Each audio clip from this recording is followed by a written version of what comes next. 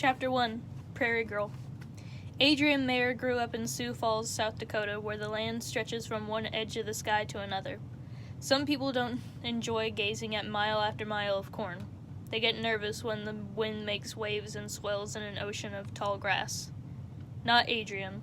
She loved to walk across the endless flat prairie, imagining what it was like for the first people who lived on the plains, and dreaming up stories about the animals, plants, rocks, and bugs around her. As Adrienne walked and looked and imagined, she was following in the footsteps of her great-grandfather, George Halleck Center. George was the kind of larger-than-life person you usually only read about in novels.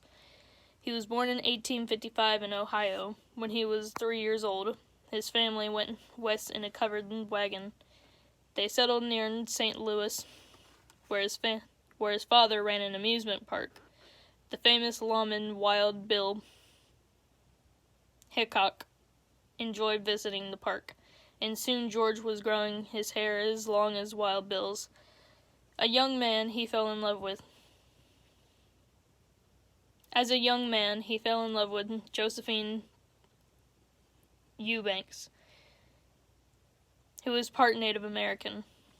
George taught Josie to read and write, and she taught him her family's traditional recipes, which he used to make patent medicines. Together they set off around the Midwest in a wagon, accompanied by Sioux dancers who performed to drum up customers. Adrienne's dad, John, had been brought up by George and Josephine, so there were endless family tales about his long-haired father, and they came with proof. George was fascinated by the natural world, and he collected things. Fossil ferns from the coal mines of southern Illinois, where he had started working when he was just 9 years old. Arrowheads from plowed fields, a Gila monster he stuffed and preserved, snapping turtles, butterflies, and creatures that had crawled along the earth millions of years ago. Adrienne's dad kept the collection. At night, each strange find brought on another story, and each story had the same lesson. George had no schooling but made himself into a skilled naturalist.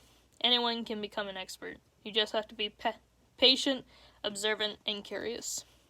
As Adrienne walked, she loved the feeling of the vast sky above her, but her eyes were fixed on the ground. She was always looking for that one something special that would stand out in a day of happy wandering.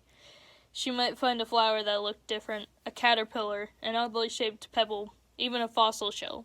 That was her treasure for the day. She was just like her great-grandfather. She had found a wonder.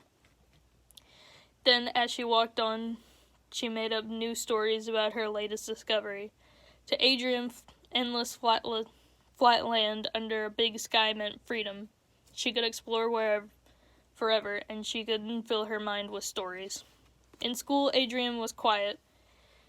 She was a shy girl who hardly ever speaks up, never raises her hand or tries to catch the teacher's eye. But shyness was only part of the problem. Adrienne did not like studying what other people thought she needed to know.